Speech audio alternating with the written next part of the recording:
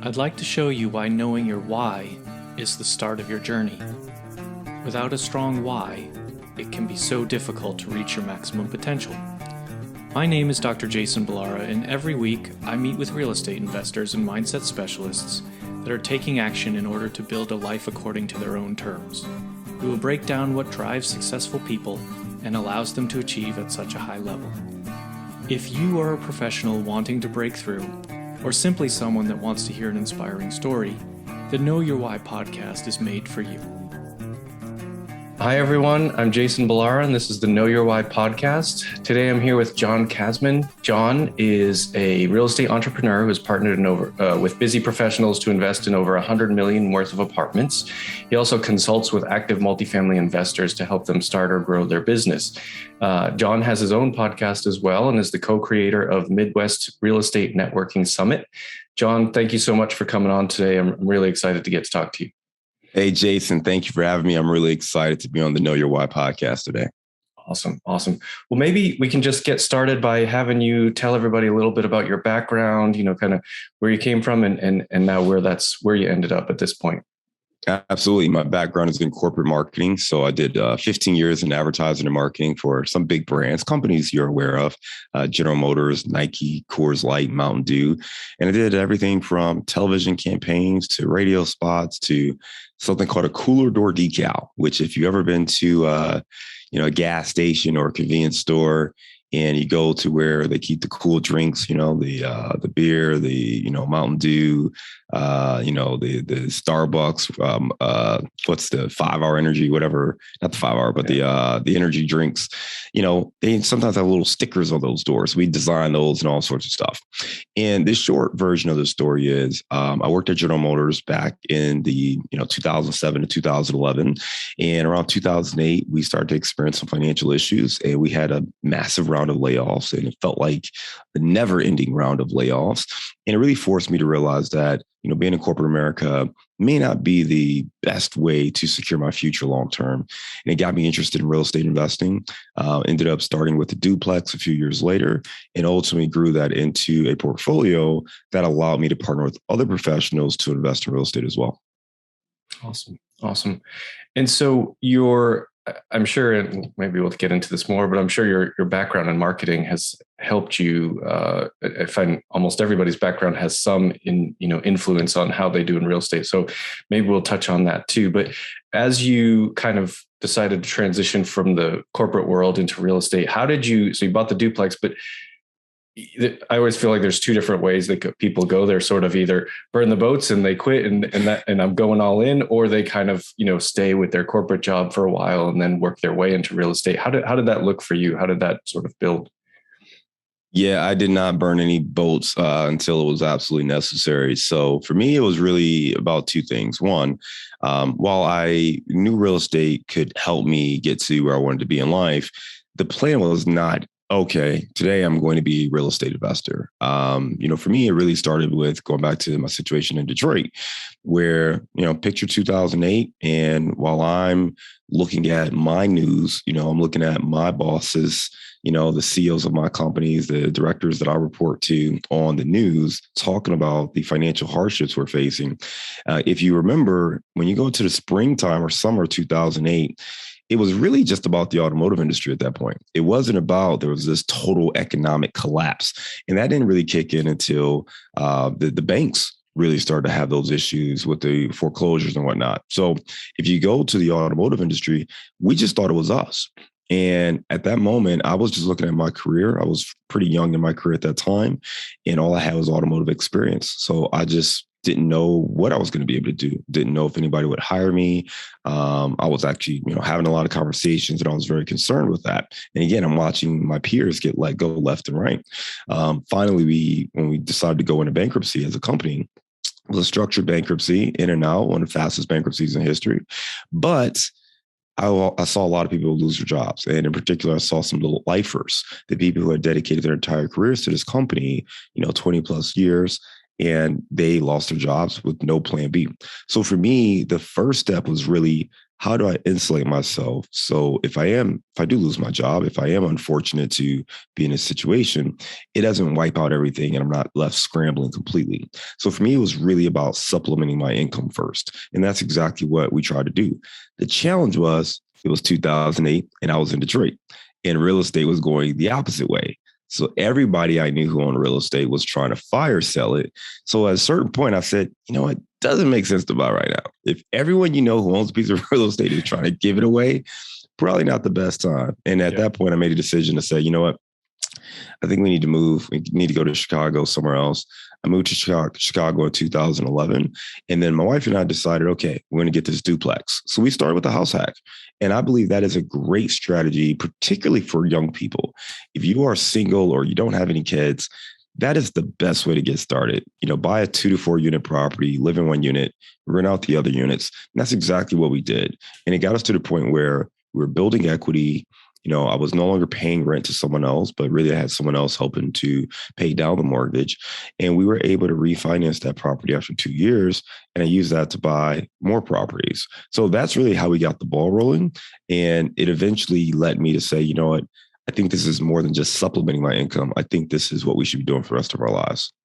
Yeah. Yeah. It makes sense. I mean, it's very hard to go from, sort of starting in real estate to suddenly just now you can rely on that to pay the bills and to live off of and all of that. I mean, it's ultimately it's the long game and sort of, as you said, you built that equity over 2 years, even, which is in the grand scheme of things, actually a short period of time, but sometimes it feels when you're in the thick of it, 2 years feels like a long time. So where did you go from there? You had the duplex, that was kind of your start. What came next in the real estate game? Yeah, we bought a duplex. Then we saved up our money. We bought a 3-unit property. So again, we didn't have some huge windfall. No one, gave us a couple $1 million or anything like that. So for us, it was about saving every dollar we had, and we used that to invest in real estate. So we went from a 2-unit to a 3-unit. We refinanced that 2-unit, bought an 8-unit property, and this was a commercial. So for us, it was really important because at this point, I now believed in real estate. I was interested. I was curious. I believed before, but it still wasn't proven to me. I hadn't done it yet. So at this point, I had built this equity. I had cash flow. I had the appreciation. So I fully believed in it. So I bought the 8-unit building with a couple of things in mind. One, I wanted experience with a commercial property. 2, I wanted experience managing the manager or a different property manager because we had self-managed up to that point. And the reasons I wanted that experience was 3, I wanted to position myself to start partnering with other people. The challenge for us was we were saving 6 figures to buy these properties.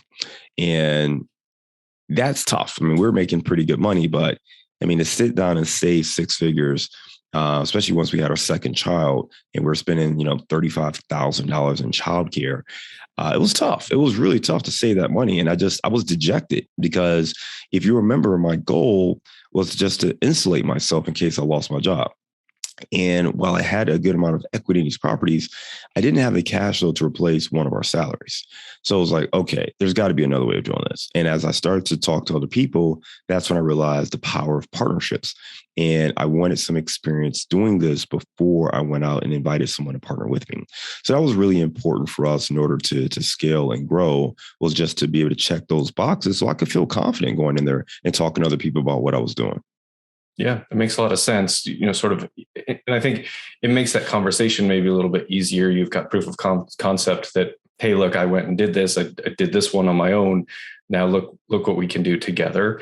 So then from there, so I'm assuming now you're talking about getting into the point of syndicating, or you're doing joint ventures, or what was your next step? Yeah, I mean, in my mind, the only thing I really wanted to do was buy like a 12-unit or a 20-unit, but just have somebody else bring half the capital. So that was my vision. And I ended up hiring a mentor. I sat down with a couple of successful investor friends that I had, developed relationships with over the years and watched what they were doing in their business. And they told me what they did. And in talking to them, it made me realize, okay, you really got to surround yourself with people who are playing the game at this level. I ended up finding a mentor, was not really looking for a mentor, but just in connecting and networking with people, met someone who had a program. I thought it was a great fit for where I was at that time.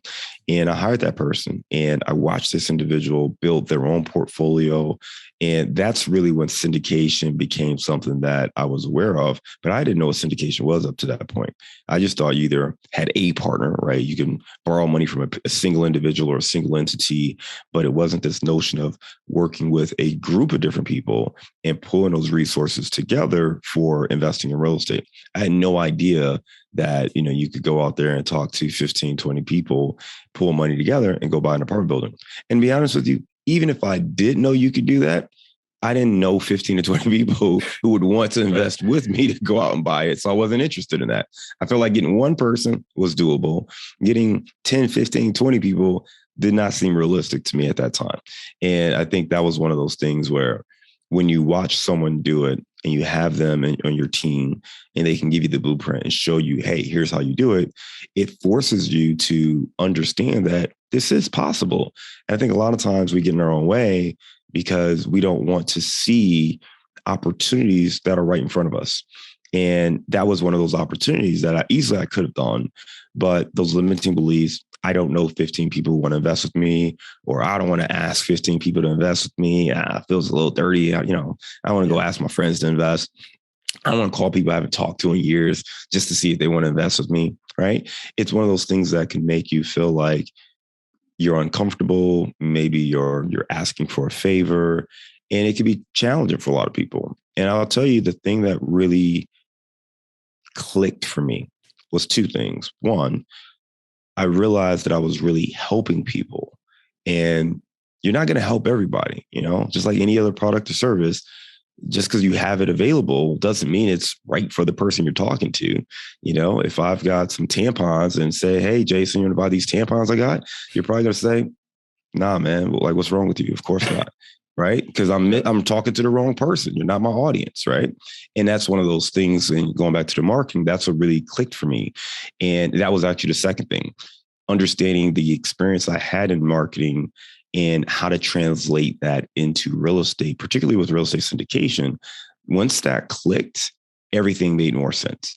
And I realized I didn't have to call, my mom's friends or my buddies from college or everybody that I've ever met and see if they want to invest with me. But instead, there was a way to find people who are looking for the solutions that real estate investing can provide. And if I could connect with those individuals, now I'm not really selling them. I'm just answering questions and presenting opportunities. And that's much easier for me to do than being a salesperson. So just presenting the opportunity, getting in front of the right people, answering questions, I could do that. I did not feel comfortable calling, everybody I've met in the last 20 years and just trying to find a way to, transition the conversation into real estate.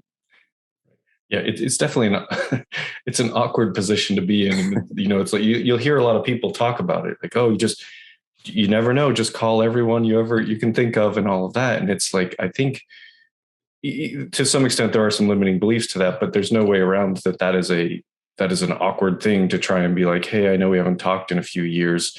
Let me transition to the part where I ask you about investing some money, even though it's an opportunity, right? It's like, you can believe that all you want, but it's still, I think if someone called me that I hadn't talked to in years, I would be like, that's a weird way to come into that. So it makes a lot of sense. So maybe you said that you sort of realized how you could use your marketing background here in this space. And so maybe speak to that a little bit, kind of how that contributed to your mindset, what things you've brought from that marketing background and used in your syndication, opportunities. Yeah, absolutely. So I want to go way back real quick and go back to my time at GM when we we're going through that bankruptcy. I remember reading Rich Dad, Poor Dad, and that really sparked me getting into real estate. The thing that, and you hear that from a lot of people, the thing that most people don't remember about that book is there's also another notion that you should work for skills, not for a paycheck. And if you work different roles to develop skills, then you can continue to refine them. And that was something I took away from the book, probably more so than even the real estate piece. So when I made that transition from Detroit to Chicago, yes, a part of it was about real estate. The other part was I wanted to work for a smaller marketing firm where I could really hone in my skills being more of an entrepreneur and running kind of the day-to-day operations from advertising. And those skills really translated because every business really comes down to the same functions. You've got HR, you've got some operations, you have sales and marketing, you have finance, you have product development, right? And every business has a piece that functions in the same capacity, whether you are selling, drinks out of a cooler, whether you're selling cars, whether you're selling shoes, whether you're selling real estate. It's the same functions. And when you understand that, it becomes easier. When I was doing real estate starting out, I saw real estate as property management and construction. So I spent most of my time trying to learn that side of the business. I spent 7, 8 years trying to figure out cost per square foot and what should this be and what should that be, and really trying to learn a space that I wasn't familiar with. So it was a challenge for those first 5 or 7 years, right? And just taking the time to learn the lingo and learn everything there. But when I realized that, hey, when you're talking about deals. Well, how do you find deals? Well, marketing, relationship building, either with brokers, with wholesalers, or you're going to market for deals yourself, right? How do you do that? All right, well, we're going to have, a prospective list, right? You get that prospect list and you go through, your different marketing channels or your sales channels to connect with them. And when it comes to investors, very similar, just because you're talking to somebody doesn't mean that they're your ideal target, or you may hear the term avatar. So for me, I had to step back and say, who are the people I want to talk to? Who are the people that this opportunity is right for? Because as you said, hey, it is an opportunity, but everything in life is an opportunity. Doesn't mean it's a good opportunity. And even if it is a good opportunity, doesn't mean it's a good opportunity for you at this time. So getting clarity on those things makes those conversations much easier. And you don't feel the same burden or dread because you're actually adding value to somebody. So one of the ways you do that is you step back and you create a profile. One of the first things I like to do is say, okay, who am I uniquely positioned to win with? Who can I help, right? What needs to be true about this person where they would want to work with me? And in that sense, it's understanding the value I bring to the table and how I can help them. Now, a personal relationship is absolutely one of those things that you're uniquely positioned to help people with, right? If they already know you, like you, and trust you, it's going to be way easier to work with them if they, compared to someone who doesn't know you at all. So yes, you do want to start with people who know you, but you still need to qualify them. I like to use an analogy that says, if I were opening up a bakery, I wouldn't call everybody I ever met and say, hey, man, I got this bakery. Why don't you buy a sheet cake from me? Right. Instead, what I might say is, hey, I'm opening up this bakery. Not sure if you know, but I've loved baking for the last 5 to 10 years. And I've been baking for, a couple of family and friends.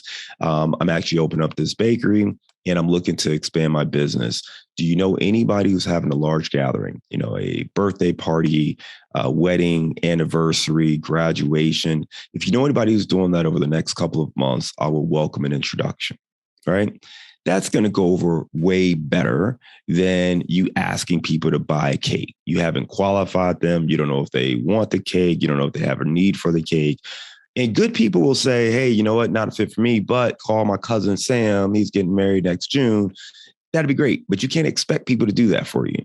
So if you can make it easier for them, it's much easier to grow. And that's how you help to identify who the people are that you can help by having those kind of conversations. It's not necessarily to ask for the sale, but it is to help you qualify and build that list up so you can start talking to the right people.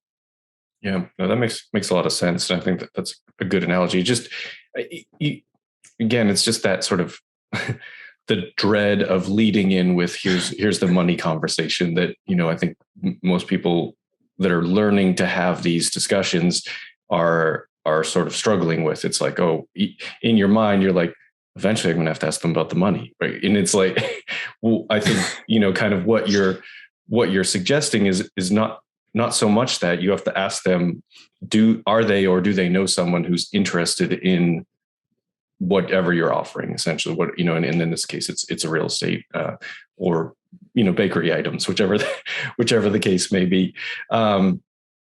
What's your portfolio look like now, John? Where I know we sort of started with, we got to an 8 unit, but I know it's much bigger than that right now. What sort of where we stand today? Yeah, we've partnered with investors on over $100 million worth of real estate. We've sold some of that now. So I think we're closer to 40 or 45 million as of today since we sold some stuff. But, we're continuing to grow, continue to look for opportunities and continue to work with other people. And I'll go back to the point you were just making. One of the biggest things for me, and this may not be the role for everybody, if you're just completely uncomfortable having these conversations, that may not be your role. Maybe you're great at finding deals, or maybe you're great at some other aspect of the business. Focus on those things. For me, I was always good at managing relationships, given that's what I was doing in the marketing and advertising world, working with the different accounts, work with strategies, teams, and managing things. So that was kind of a natural role for me to be more in investor relations and kind of leading these types of conversations. And with that said, one of the key things is to understand the value you are providing. Part of the reason you're uncomfortable talking to people is because you're not as convinced and you're not as assured that you really will be able to help people. And I tell people that there are 3 C's to attract capital for these deals. And the very first one is confidence. That confidence cannot be manufactured. You cannot fake it. You've got to put in the work. And if you don't know your stuff, then yes, you're not going to feel confident talking to people that know you very closely. Think about it. If you're not convinced that you know how to go out there, partner with the right people and find the right deals to help the people closest to you, you're going to have some hesitance to go into them and asking them for money. Instead, if you put in the work, if you know exactly what a good deal looks like, if you've built a team that has the qualities, that has the capabilities, that has the experience, you would move forward with a lot of confidence. And you would not want those people close to you to miss out on an opportunity. If I were out here getting rich and, buying these properties and, making great money and all these other people are benefiting with me, and I didn't invite those people closest to me to this opportunity, they missed out. What do you think they're going to think about me? Yeah. Right. They're going to be upset if they see me out here crushing it. And they know, man, John, and you mentioned this to me, but I didn't know it was like that. Like they're going to be upset with me. And I think that's the thing with confidence. You may not know, obviously, every investment has risk. Every investment has challenges, and you only want to work with people who can afford to take those risks with you for sure. Okay. I'm not saying you take everybody's last dollar and put it in here. This is not a slot machine. We're not gambling. However, I do think that there's a mindset shift of the confidence it takes. And if you're not confident enough to go talk to people closest to you, it may be because you haven't put in the work. Maybe you haven't put in the work to learn your market, or to learn how to really analyze deals, or to really protect yourself. Maybe you need to go get a coach or a mentor to help you understand those blind spots. I mean, that's exactly what I did. I mean, I had built a $1.5 million portfolio, but I had never raised a dollar from anybody in my life. So for me, if I were going to go that route, it made me feel more comfortable to bring on a coach. So I had someone else in my corner I could look at and say, hey, I think this is a good deal. Here's what I see in the market. Here's where I see the opportunity. What do you see? Am I missing something? How would you structure this deal? Any watch outs? How much money would you keep in reserves? Those are the questions I wanted someone in my corner to be able to ask, so that as I'm working with my family and friends and people close to me, I know that I'm doing everything possible to protect their interests. So that was really important to me. And I think that first C in confidence is critical. Yeah. Yeah. No, I think that's great advice. What are some strategies that you're using to raise capital, to sort of build that, brand, if you will, so that people do want to invest with you and so you have that confidence? Great. But what specifically are you doing to kind of get it out there, that to let them know that what you're up to? Yeah, let me finish out the C's and now I can answer that question a little clearer. So first one's confidence. We just talked about that. The second C for attracting capital is credibility. Now, this is one of those things where, again, you may not have all the experience in the world, but you want to build that experience with the team. So do you have a partner, a coach, a mentor, property manager? Who else is on that team that has the experience here? And then what experiences do you have that you can leverage from a different field?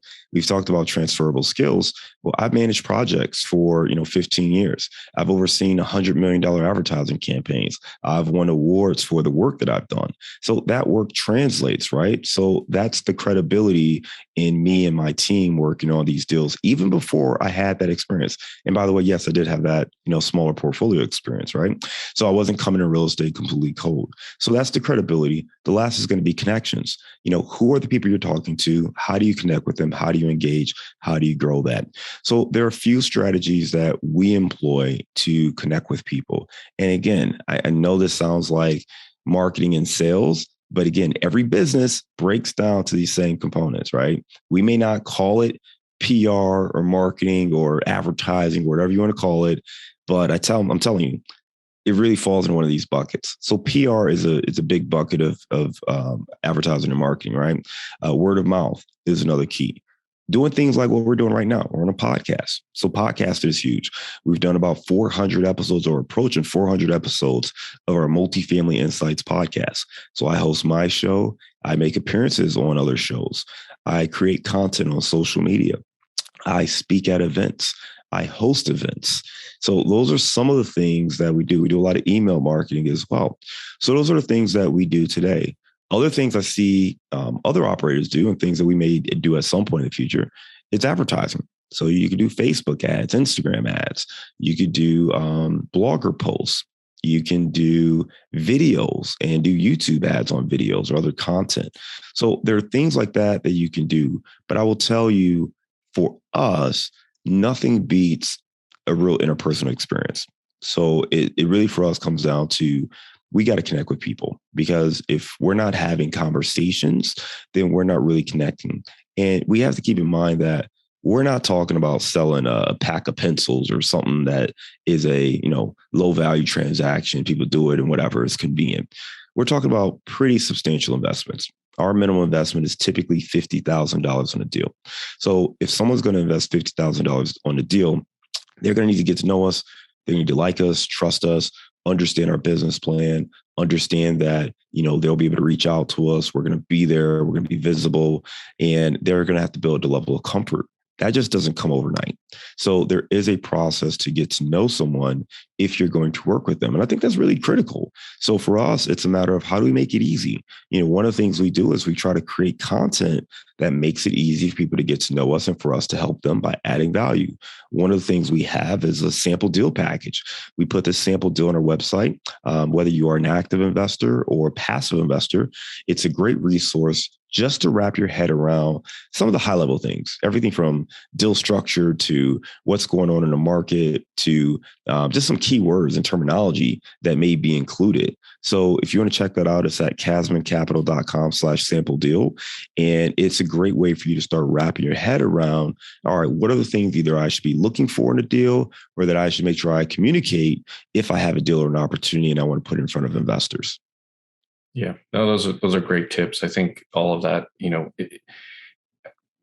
maybe tell me, if you disagree, please say so. But I think that also probably what you do in terms of that sort of investor outreach and marketing, and I think it is marketing. Ultimately, you can call it what you want, but that's the idea, right? We need to, you're trying to get things out there, but it's probably important to know, you mentioned a little bit before that maybe capital raising, maybe that's not, if you don't like talking to people, that's maybe not your space, but it probably makes sense to sort of do a little bit of, self-reflection and realize, okay, what of these possible avenues of marketing or investor outreach would I be comfortable with, right? So it's like, whether it's a podcast or a blog or, your website, whatever that, making YouTube videos, whatever it is, knowing kind of what works for you and what will help you is probably, I would think, something that goes into that marketing strategy. Maybe even from your marketing background, you see different strategies work for different product types and whatever. Yeah. And listen, I'm going to give you another big epiphany, right? First of all, from where we're at in the conversation right now, we've primarily been talking about raising capital and doing larger deals where you're partnering with somebody. You don't have to go that route. If you don't want to partner with people, by all means, there are plenty of strategies where you don't have to do that. Maybe you just want to be a passive investor, right? If you've got a great job, you're making good money, you've got family, or you have other priorities you'd rather spend your time on, focus on that. You don't have to sit here and be the active investor. You can absolutely take your money, invest it in deals, vet different operators, and get mailbox money. That is absolutely an option for you. You can do smaller deals that you just run and operate yourself. Just know that you're always going to be limited in the amount of deals you can do if you're only using your own capital and not partnering with other people. But if you are looking to scale and work with other investors and potentially syndicate deals, even if you're not comfortable creating these marketing programs or platforms, somebody needs to, because just like any other business, if you're not comfortable growing through marketing and sales, you're not going to grow. A little hole in a wall restaurant that does no marketing, but has great product is never going to expand beyond that little hole in a wall bar or restaurant. And if that's what you want, that's fine. Nothing wrong with that. But most people don't get into business or leave their day job to try to do this full time just so they have another full time job. Most people want to see, how do I create abundance? How do I create wealth? How do I impact the next generation? And it goes back to, your show. What's your why? If you don't understand your why, then you can't make the right decisions. But if you're wise to give financial freedom, time flexibility, if you want to have more time to do the things you want to do with the people you want to be with, then you have to understand, well, how do I build this in a way that affords me that luxury? And one of the things you need to do is you do have to start marketing and putting a sales organization together, but you don't have to be the face. Right now, this is me and you doing this podcast, but there are ways to market and build a brand where it's not you doing every single thing. You can delegate the content creation. You can build teams of people, or maybe someone else on the team is more adept at some of the marketing or brand forward facing things. So someone else could be the face of the organization. Maybe you're more CEO. Right. Maybe somebody else is investor relations, and you just come on for a conversation when they're ready to talk to you about how you analyze the deal or whatever the case would be. So there are ways to grow a business without you having to be the face of it, and it takes some time. It certainly takes some effort and energy if you want to go that route, but it's possible. I know multiple groups who, you probably would not know who the actual owner or head of that company is because they're not the person who's front and center. And that's just, a great way to grow if that's not the thing that makes you comfortable. Yeah, no, that's a great point. And it's figure out what your strengths are, partner with people who have complementary strengths, or hire people that have complementary strengths, whatever it is, to build that team to get all the pieces in place, I think is probably, really the important thing there. Well, John, since you sort of brought it up, and I think it's a good transition, maybe we can move to the part where I get to ask you, the questions that I ask each guest. And the first one is, what is your why? Since you brought up the why part of this, let's go ahead and find out what yours is. Yeah, my biggest one is, I got two boys, and, I know they're only going to be boys for so long. So trying to maximize my time with them. And for me, it's about the schedule flexibility, time flexibility to be with them and be a present father. How old are they? 8 and 5. My 8-year-old just turned 8 last week. Nice. I have a 3-year-old boy and a 10-month-old girl. So yeah. Oh, nice. also working to spend as much time with them as possible. Second question, John, tell us something about yourself. Let the listeners know something maybe that isn't common knowledge about you, something to get to know you a little bit better. Yeah, man. I am a persistent individual. I like to believe that I don't quit. I used to wrestle in high school, and even though I lost every match my freshman year, miraculously, I don't know how that happened. I ended up finishing with my name on the leaderboard for career wins when I graduated. That's impressive. Lost in the beginning, but didn't lose after that. After that point, you must have won most of them.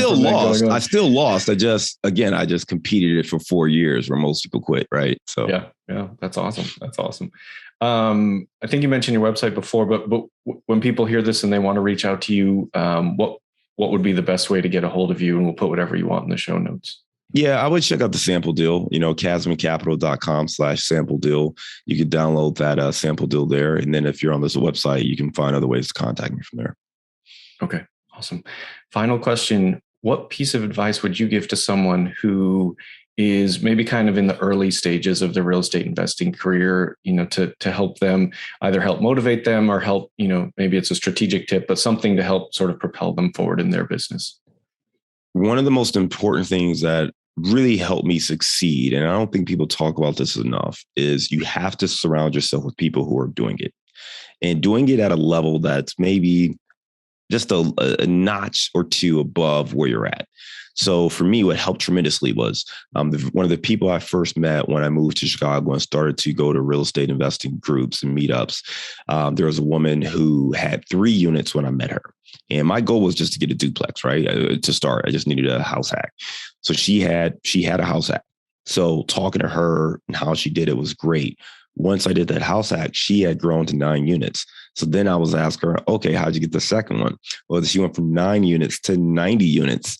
So at that point, it was like, wait a minute, what? And I sat down with her, and she was one of the people who helped me see that, hey, if you really want to expand, you're going to have to learn to partner with other people. And that's exactly what she was able to do.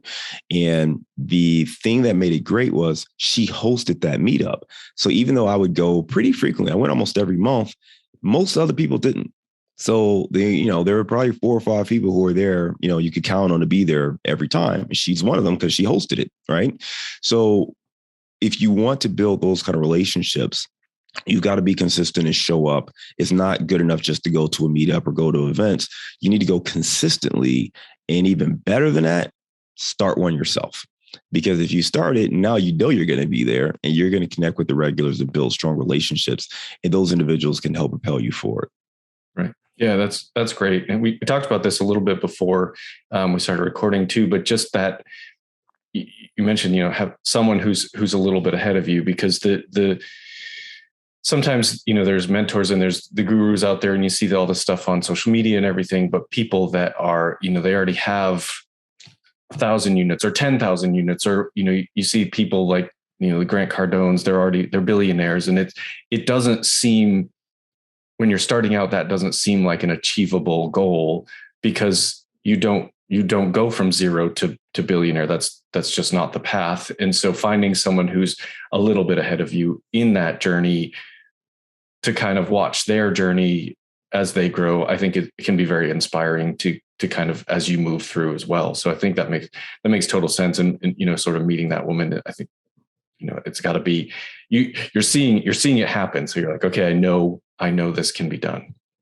Yeah. And Jason, I'll add on that sometimes those mentors, it's almost like Michael Jordan, right? Like Jordan, greatest player of all time. I'm a LeBron fan, but we're just going to say Jordan's the greatest player. I don't want no smoke today.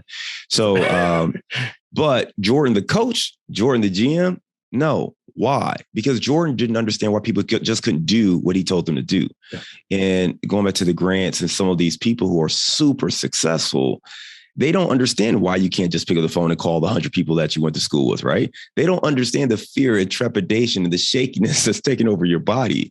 Yeah. They don't see it, and they just get over and do it. And it's like, it's tough, because if they can't reconcile that, it's hard for you to even learn from them, because they don't understand, right? And some people have different backgrounds and different advantages and disadvantages. And it's a little easier if you can talk to someone who at least has the emotional connection to say, hey, I understand how scary this is. Here's a way to make it a little less scary, right? Or here's how you can get started and get some momentum and put those early wins up. And this is how you can transition, and then you can scale it from there. So I think that's really important too, because some people just tell you, hey, go do these X, Y, Z things, but they don't really help you and start with where you're at today. They just tell you, hey, here's how you get from A to B. Here's how I did it. Now you do it. And it's like, yeah, well, that's helpful for you if you've got, millionaires in your network, or, you live in New York City and you're surrounded by the financial industry. But, somebody who lives in middle America may not have those connections, and it may not be as easy, and they don't know how to get you there. So I think it helps to have someone who can meet you where you're at today, see where you're at, and say, okay, here's where you're at today. Here's how we're going to get you forward. Yes, it may not be ultimately the end game, but we can make progress for sure. Right. No, I that's fantastic. I think that that's such a, I don't know, maybe overlooked. I think maybe when people are looking for mentors, you're looking at who's the most successful person I can find. You know what I mean? Who's got, and obviously success is measured in many different ways, but it's like, okay, I want to be a syndicator. Who has the most units? And I want I want to learn from them. And they may be on the point where they can actually relate to where you're at in your journey. So it's really a good, sort of take home message here that looking for someone that can, like you said, kind of meet you at your level is really, really important. So, well, thank you for that, John. Thank you, John. Thank you for coming on today. It's been a fantastic conversation. I really appreciate you coming in and sharing all of your wisdom with us. Hey, Jason, thank you for having me on the show today. It's been a pleasure to be here. I look forward to checking out more of your shows. And for your listeners, I'll plug it for you. All right. We talked about sales and marketing. Make sure you subscribe to this episode and leave a rating and review. All right. That way more people can see it and we can share with more people. So if you got good value out of today's conversation, do Jason a favor and share and subscribe to this episode. Appreciate that very much. Thank you, John. Thank you. I'd like to show you why knowing your why is the start of your journey. Without a strong why, it can be so difficult to reach your maximum potential. My name is Dr. Jason Balara, and every week I meet with real estate investors and mindset specialists that are taking action in order to build a life according to their own terms. We will break down what drives successful people and allows them to achieve at such a high level. If you are a professional wanting to break through, or simply someone that wants to hear an inspiring story, the Know Your Why podcast is made for you.